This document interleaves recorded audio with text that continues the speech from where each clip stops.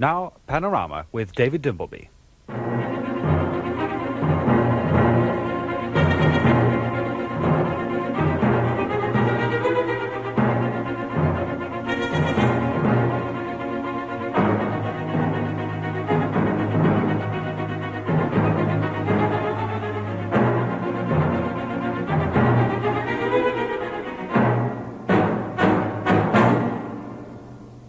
Good evening.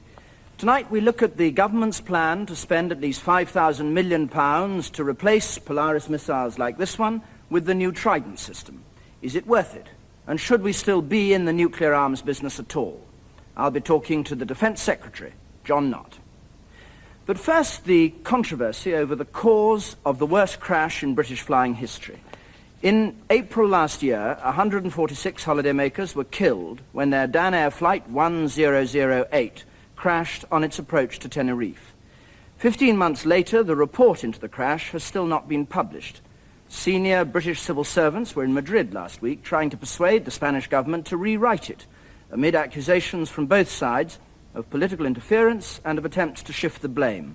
Now, the cause of that crash is of vital interest, not only, of course, to those whose friends and whose relations were killed, but also to millions of holidaymakers who hope to fly safely this summer. Panorama has discovered what the Spanish investigators have reported, and the evidence from tape recordings made between the cockpit of the plane and the control tower just before that crash. Jeremy Paxman reports.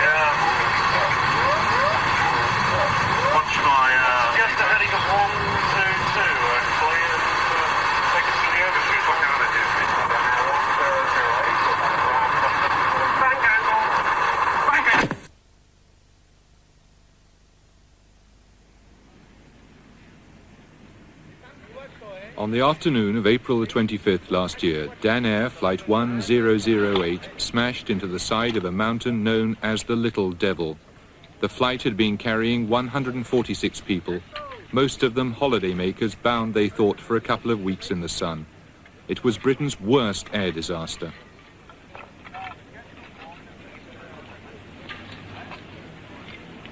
The rescuers waded through abominable carnage, aware at once that there were no survivors. Only a third of the bodies could be readily identified.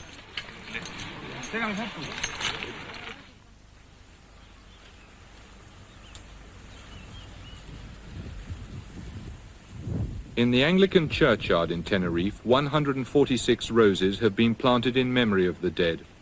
Those who visited the site of the crash remember the Dantesque scene as if it were yesterday. It was not just people being dead. There were only 52 out of 146 bodies recognizable and were able to be flown back to England. The rest were all bits of human remains. We have reconstructed the flight that day based upon tape recordings from the cockpit and control tower. Dan Air Flight 1008 took off from Manchester Airport on the morning of April the 25th last year.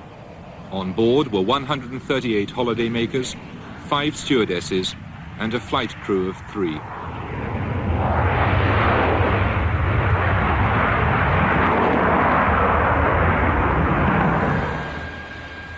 The aircrew and air traffic controller are played by actors. The words are the actual words used. In command was Captain Red Whelan. At 51, he was one of Dan Air's most experienced pilots. He'd taken over 50 flights to Tenerife before. Looks as though we go from Daisy down to 34-year-old Michael Firth was his co-pilot, and the flight engineer Raymond Carey, also 34. Conditions in Tenerife were poor. Bad weather meant that the plane would have to approach Los Rodeos Airport from an unusual direction with which the crew were unfamiliar. For this approach, through thick cloud, there would be no instrument landing system and no radar.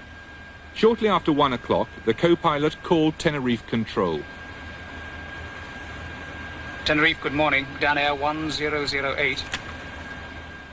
Los Rodeos Airport, 2,000 feet up on the side of a mountain, was shrouded in cloud. In the control tower, 30-year-old Justo Camin was on duty. He'd just learned his mother was dying of cancer. Good morning. Dan Air 1008. Dan Air 1008, Tenerife, go ahead.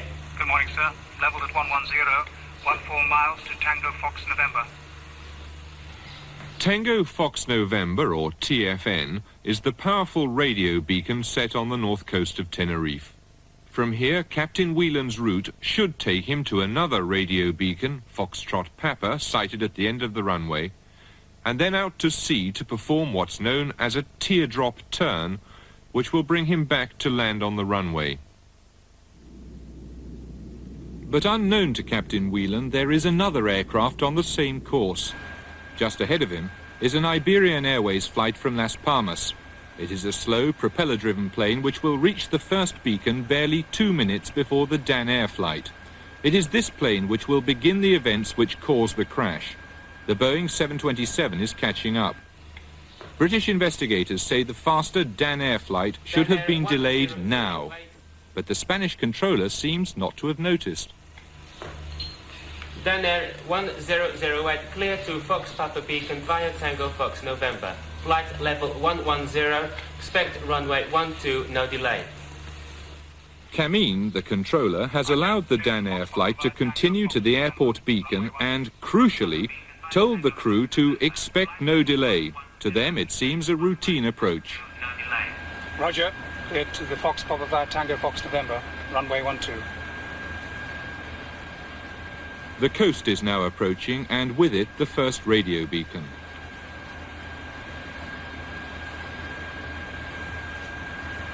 Just about to go overhead, going for... 255 out of here.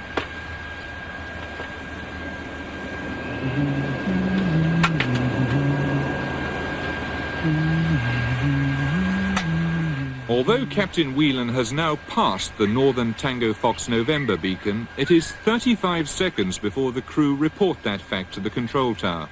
It's probable they were distracted by work on the flight deck. Certainly for much of that time, the tower's radio frequencies were occupied by other aircraft. It is, however, a vital lost half minute. Dan Air 1008 has just passed the Tango Fox November, heading to the Fox Papa. Camin suddenly seems to realize that the Dan Air jet is catching up on the Iberian plane. Roger, the stand holding overhead Foxtrot Papa is inbound heading 150. Turn to the left. Call you back shortly. What Camin has done is to delay the Dan Air flight by putting it into a holding pattern around the airport beacon. That would mean Captain Whelan marking time by flying around in a loop like this. Such a maneuver is unpublished on any chart. But he has made a tiny, fatal error. He intended to say, all turns to the left, meaning the pilot should fly the loop anti-clockwise. But he actually says, turn to the left in the singular. By the loss of one letter, advice has become command. Roger. Dan Air 1008. Inbound 150 to your left. 150 left, yeah. Still, Captain Whelan has a moment of doubt. It's an odd sort of one. The runway's... One to go. One to go. No, I'm not sure. Suppose it's all right.